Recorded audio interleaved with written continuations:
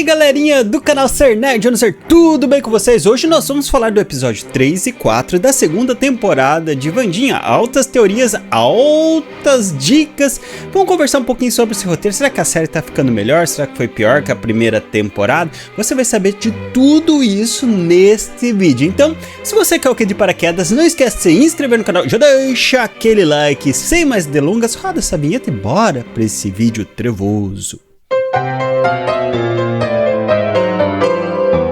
A gente começa com uma cena padrão ali, meio que imitando os filmes ali dos anos 90, porque aquele Gomes dos anos 90, ele é muito sedutor, com a mortice, não sei o que, ele tinha um jeito todo meio caliente, assim. Então esse Gomes da série, ele meio que copia isso. Então temos ali uma dança entre ele, enquanto isso a Wandinha ela vai entrando sorrateiramente, assim, que nem um gatuno pela janela, na esperança de recuperar o livro que a mãe dela, ó, pegou e tirou dela.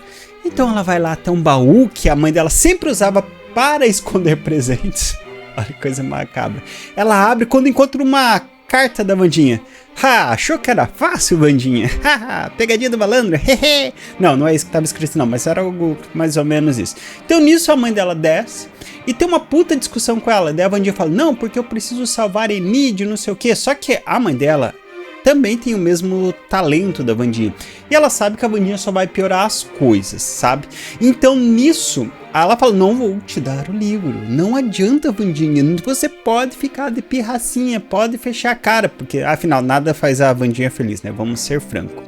Nisso a gente descobre que a mãe da Bianca, ela tá lá no hotel escondida. Então, o pai da Bianca foi lá, colocou todos os crimes nas costas da mãe da Bianca. E ela saía da seita deles lá, ou se ela fosse presa ou morta. Então, assim, elas estão tentando limpar o nome da mãe da Bianca. E, geralmente esse arco aqui, ele é meio bobo, assim, não tem muito, assim, pode ser que ganhe importância, é meio que um arco, assim, só pra completar o tempo de tela, assim, pra dar o episódio dar 50 minutos, é mais ou menos isso.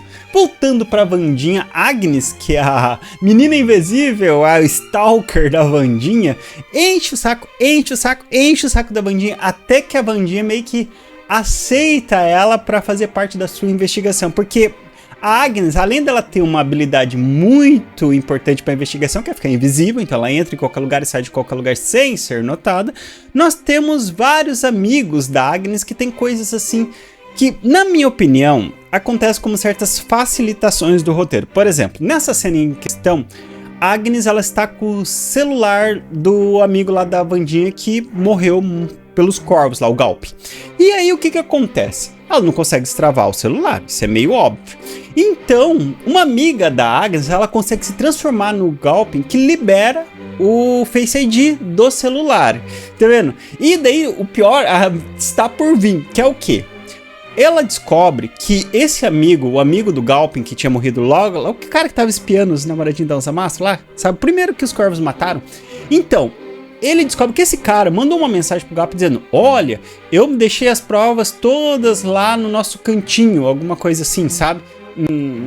Cantinho. Então, daí tem uma caixa de coisas assim do Galpin que a Agnes pegou e deu pra Wandinha. E o que tem lá dentro desta caixa? Uma foto com o cantinho. Então, tipo, que é tipo como se fosse uma cabana no meio do mato e tal. Cara, é sério, é muito fácil aí, é uma facilitação assim do roteiro absurdo. E daí, por quê? Vai rolar o acampamento, é claro que vai rolar o acampamento, pô, porque daí o que acontece? Wandinha não queria ir no acampamento, mas como o acampamento vai ficar próximo ali da cabana, ela fala, não, então eu vou. O Feioso, ele tá tendo problema com o zumbi. E esse zumbi aí eu não sei não. Eu acho que ele tem alguma importância a mais, assim. Eu tenho uma teoria sobre ele, assim. Apesar que eu acho que a teoria é bem furada, mas fica aí que eu vou te contar daqui a pouco. Então, o Feioso, pra não deixar o zumbi lá e nunca mais, leva o zumbi para o acampamento. E nisso surge o grupo de padrão. O que é o padrão? Padrão é a galera que é normal, né? Os norminhos. Então surge um grupo de norminhos lá, fala, não, nós pegamos esse acampamento antes, nós selecionamos, tá aqui o contrato, mas o diretor de Nunca Mais, ele mostra, não, eu também aqui, ó, tá aqui, essa galera pirou na batatinha, eu que tenho direito, eu que tenho direito de ideia, chega a Wandinha, que vai resolver a situação e fala, ó, o negócio é o seguinte, por que a gente não faz uma lutinha aí e pode ser até matando uns ou os outros aí pra decidir quem que vai ficar. O perdedor cai fora e o vencedor fica com a bagaça aqui. Então o cara tá cheio de garoto, forte, não sei o que. Vandinha faz meio que uma crítica, que a série às vezes dá uma puxadinha assim, dá uma lacradinha assim, mas de leves assim, de leves, sabe? E nessa cena é uma das poucas cenas assim que você tem uma situação meio machista, vamos colocar assim, né? Que a série explora isso, né? Então, aqui de novo, nós temos outra vez uma facilitação do roteiro. Por quê? Porque a Vandinha, ela vence, e assim, vence de forma ridícula. Não tinha como a Vandinha... Até a própria cena mostra assim que não tinha como a Vandinha vencer essa bagaça, sabe? Os excluídos vencerem esse negócio.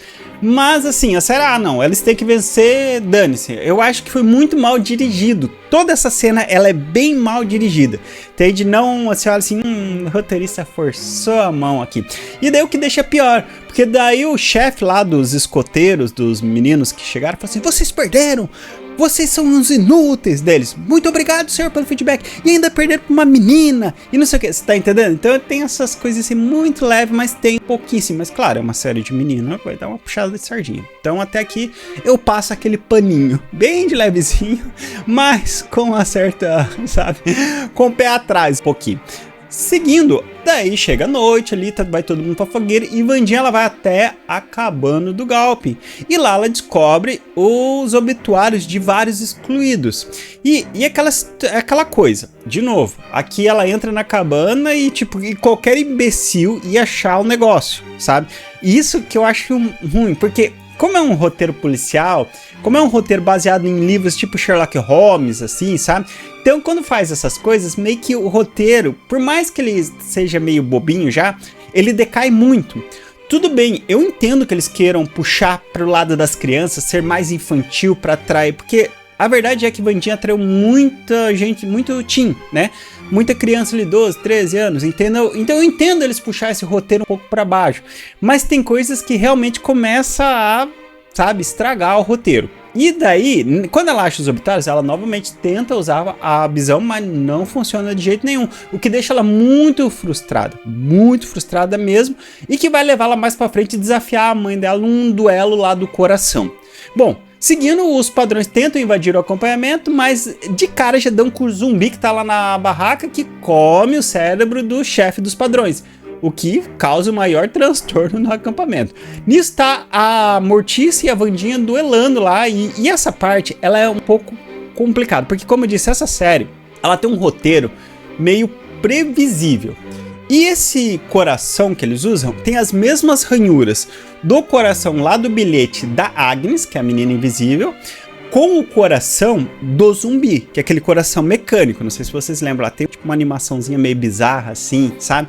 Tipo Noiva Cadáver, assim, no meio da bagaça, assim. Então, lá tem o coração, tem as mesmas ranhuras.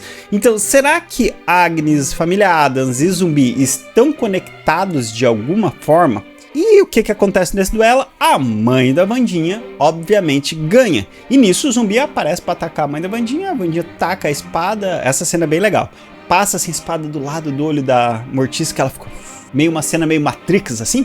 E acerta a cabeça do zumbi. E nisso a Vandinha perde. E nesse duelo é tipo meio que definitiva a coisa, assim. A aposta era a seguinte. Se a Vandinha ganhasse, a mãe dela seria obrigada a devolver o livro. Como a Vandinha perdeu, a mãe dela falou, se você perder eu vou queimar o livro, viu? Tá avisado. Você quer seguir com isso? Quero. Então, vamos. Bom, basicamente, esses que são alguns pontos da série desse terceiro episódio, que deixaram bem a desejar. O episódio, ele cai bastante em relação ao segundo e ao primeiro, porque ele tem uma narrativa muito assim, ó. Por exemplo, mais um cadáver nas ruas frias de Londres. O assassino, um serial killer que nós não conseguimos perceber nem a sua sombra. A população está assustada. Esse inverno tem sido terrível. O meu chefe só quer resultados, enquanto eu estou cheio de perguntas. Como ele passa desapercebido? Como ele escolhe suas vítimas? Como ele tem tamanha eficiência? Então, basicamente, é isso que é a história. Então, quando o roteiro dá aquela falhada e aquela facilitada, a coisa complica. Bom, no episódio 4, Vandinha ela vai investigar quem é as pessoas do obituário. Então ela vai até lá exumar os corpos ou exumar as cinzas. E nisso a avó dela aparece e elas começam a cheirar a cinza. Nossa, meu Deus, haja estômago pra assistir essa série. E elas falam, tem um guaxinim, tem um cervo, e o finalzinho de Shih Tzu. Oh, meu Deus, coitadinho do cachorro Shih Tzu. O Shih Tzu não tem 1 minuto, né? Mais 1 minuto. Então elas descobrem que ali, na verdade, não tem nada. Tipo, só tem cinzas de quem realmente não tem que estar ali. Os mortos, de fato, não estão ali. Então, alguma coisa está encobertando aquelas pessoas que estão sumidas. E nisso desce o corpo e leva as provas embora. Assim, de forma geral, a Agnes, a menininha invisível, ela é a melhor coisa dessa série, assim. Ela sempre tá aparecendo em pontos chaves e ela sempre muito... Ela, assim, meio psicopatinha, assim. Cara, como essa menina tem jeito de psicopata. Meu Jesus amado. Ela realmente, assim, eu adoro ela. Melhor personagem, assim, sabe, da história. Ai, bati a mão aqui. Tá nóis. Bom, continuando, a Wandinha, ela pede ajuda daí pro tio Chico pra entrar em Willow Hill. E, claro, né, ele é um choquezinho. Nossa, é outro que tem jeito de psicopata. Daí ele vai lá pro hotel Apple Hollow, destrói o hotel. E nisso, a recepcionista chama a polícia, porque os outros hóspedes começam a reclamar, né? Só que daí a polícia acha mais do que o tio Chico, ela também acha a mãe da Bianca. E aqui entra de novo, só para completar tempo de tela. Vocês vão ver mais pra frente, vai ter um certo gancho assim, essa trama, mas assim, nada assim tão assim. E nisso, a Bianca, ela tá lá fazendo os convites porque o diretor quer as doações, e o diretor nas escondidas, ou seja, quando ele tá na frente da galera, ele é, nossa, que legal os excluídos, mas as escondidas, com a Bianca, o tremendo filho da fruta, sabe? Vocês sabem do que eu tô falando. Eles realmente, assim, tem uma tortura psicológica na Bianca violenta, assim, sabe? Que nessa hora ela tá fazendo convite, ela fala, pô, eu preciso resolver um caso pessoal. Daí o diretor fala, não, você tem que resolver isso aqui, porque eu tenho que ir lá e falar que não vamos conseguir bater a meta para quem sustenta a escola. Porque é isso que chefes fazem, assumem a cagada dos outros. Fala desse jeito pra ela assim. Nisso ela sai fora, deu o menino Medusa lá, que eu não vou lembrar o nome do menino, nem o tipo de coisa que ele é. Se vocês souberem, coloca aí nos comentários. Ele transforma o professor do jarro lá em pedra pra ela conseguir sair e resolver o caso da mãe dela. E nisso, Wandinha vai de novo lá discutir com a mãe dela e tal, se perguntar da tia Ofélia. E nisso chega a avó, começa uma briga tremenda ali. A Wandinha descobre que a Ofélia foi mandada para o Willow Hill e com o mesmo problema dela, que eram as lágrimas negras lá. E daí a Wandinha sai, fica a Mortícia e a avó brigando lá, e na discussão a avó fala assim, olha, eu sei que você está precisando de uma doação, mas se você quiser esta doação, é só você devolver o livro da Wandinha. E a mãe dela, numa ação, joga o livro no fogo e fala, minha família não está em negociação. Cara, ela também é muito boa, Catalina Zeta-Jones, né? Catalina Zeta-Jones. Nossa, inclusive eu era apaixonado por ela quando ela fez a Máscara do Zorro. Cara, como essa mulher era bonita. Agora tá meio estranho, mas essa mulher muito, muito, muito linda mesmo. Nisso nós temos lá o tio Chico no hospício lá. E cara, ele é um belíssimo alívio cômico. Ele olha pra menina lá que serve a comida, dá uns pega, né? Cara, é sarro. Toda essa parte aí é sempre engraçado. Só que ele foi lá pra descobrir o que é a luz. E nisso ele descobre que quem sabe sobre isso é o Dr. Augusto Stonehouse. E aquele que ele havia assinado aqueles atestados de óbito daqueles excluídos que estavam lá na tumba, que não eram bem os excluídos que estavam lá, entende? Que alguém tinha mascarado as mortes dele. E que inclusive ele já tinha lecionado e nunca mais. E nisso a Wandinha, ela tá sabendo disso no momento em que ela é atacada pelo monte de corvos, assim, sabe?